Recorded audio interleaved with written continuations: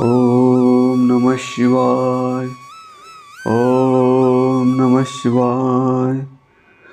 सज्जन हो, शिव पुराण पढ़ने से मनुष्य को मनोवांछित फल मिलता है और मनुष्य निष्पाप हो जाता है।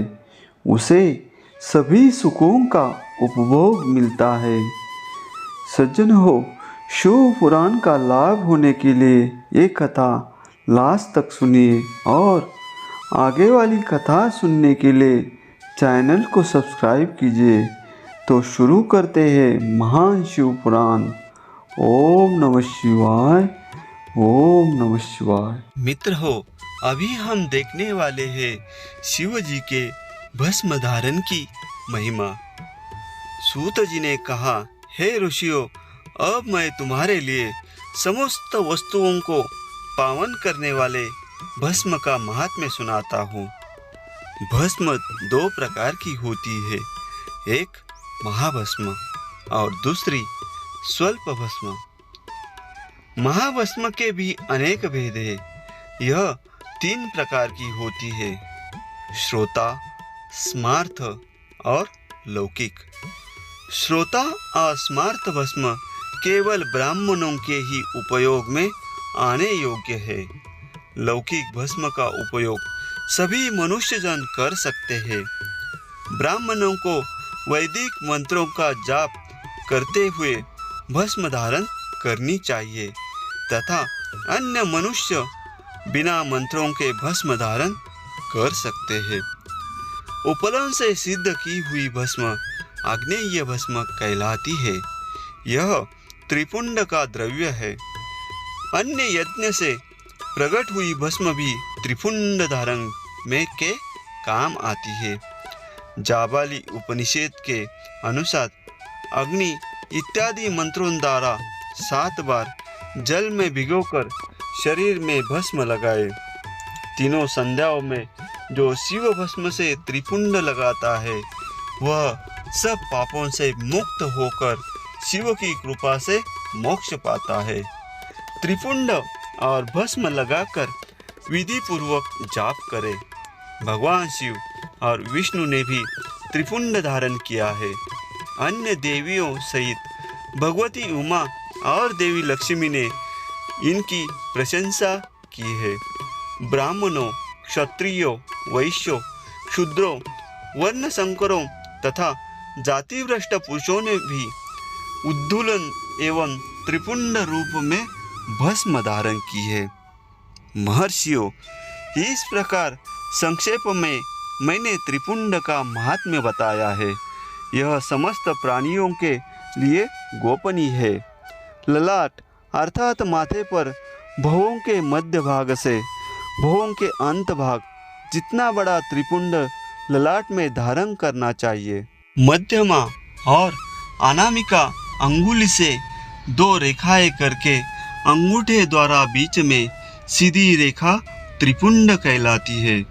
त्रिपुंड अत्यंत उत्तम तथा भोग और मोक्ष देने वाला है। त्रिपुंड की एक एक रेखा में 9 देवता है जो सभी अंगों में स्थित है। प्रणव का प्रथम अक्षर अकार, गार्य पद अग्नि, पृथ्वी, धर्म, रजोगुण, ऋग्वेद, क्रिया शक्ति, प्रातः, सवन तथा महादेव ये त्रिपुंड की प्रथम रेखा के 9 दैवत है।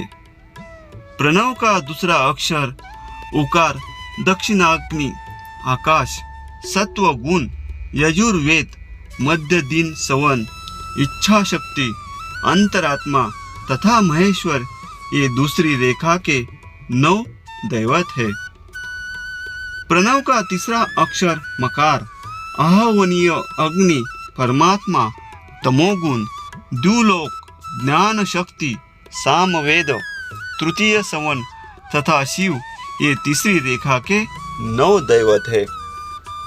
प्रतिदिन स्नान से शुद्ध होकर भक्तिभाव से त्रिपुंड में स्थित देवताओं को नमस्कार कर त्रिपुंड धारण करें तो भोग और मोक्ष दोनों की प्राप्ति होती है।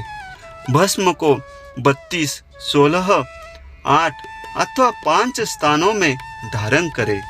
सिर, माथा, दोनों कान, दोनों आंखें, नाक के दोनों नथुनों, दोनों हाथ, मुंह, कंठ, दोनों कोहनी, दोनों भुजदंड, हृदय, दोनों बगल, नाभि, दोनों अंडकोश, दोनों उरु, दोनों घुटनों, दोनों पिंडली, दोनों जांघों और पांव आदि 32 अंगों में क्रमशः अग्नि, वायु, पृथ्वी, देश, 10 दिशाएं, 10 दिक्पाल, 8 वसुंधरा, ध्रुव, सोम, आम, अनिल, प्रातःकाल इत्यादि का नाम लेकर भक्ति भाव से त्रिपुंड धारण करे अथवा एकाग्र चित्त हो 16 स्थान में ही त्रिपुंड धारण करे।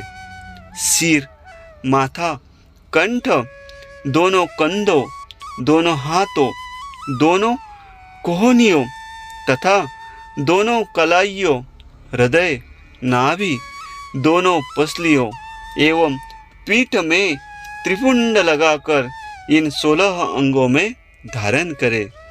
तब अश्विनी कुमार शिव शक्ति, रुद्र, ईश, नारद और वामा आदि 9 शक्तियों का पूजन करके उन्हें त्रिपुंड में धारण करे।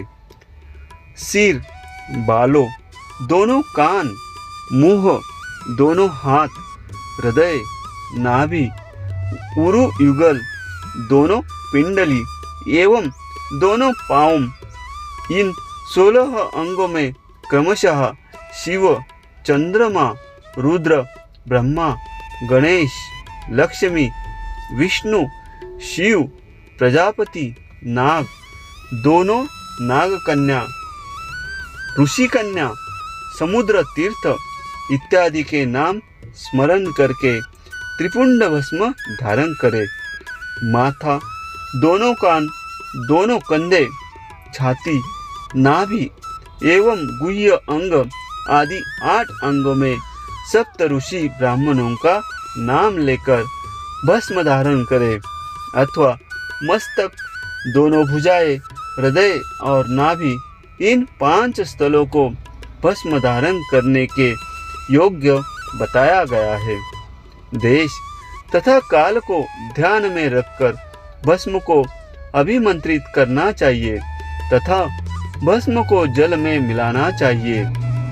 त्रिनेत्रधारी सभी गुणों के आधार तथा सभी देवताओं के जनक और ब्रह्मा एवं रुद्र की उत्पत्ति करने वाले परब्रह्म परमात्मा शिव का ध्यान करते हुए ओम नमः शिवाय मंत्र को बोलते हुए माथे एवं अंगों पर त्रिपुंड धारण करें।